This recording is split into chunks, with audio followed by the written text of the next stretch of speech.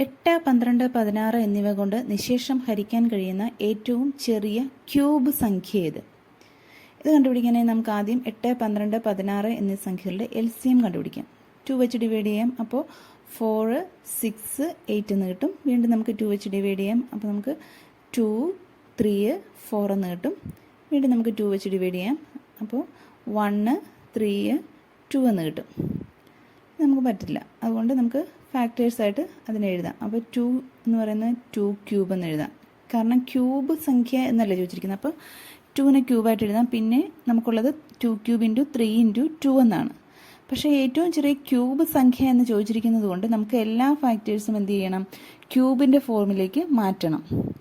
ഏറ്റവും ചെറിയ സംഖ്യ എന്നാണ് ചോദിച്ചിരുന്നെങ്കിൽ നമുക്ക് 2 ക്യൂബ് ഇൻറ്റു 3 ഇൻറ്റു 2 എന്ന് എഴുതിയാൽ മതിയായിരുന്നു. പക്ഷേ ഏറ്റവും ചെറിയ ക്യൂബ് സംഖ്യ എന്ന് ചോദിച്ചിരിക്കുന്നത് കൊണ്ട് നമുക്ക് 2 cube into 3 cube into 2 cube കണ്ടുപിടിക്കണം.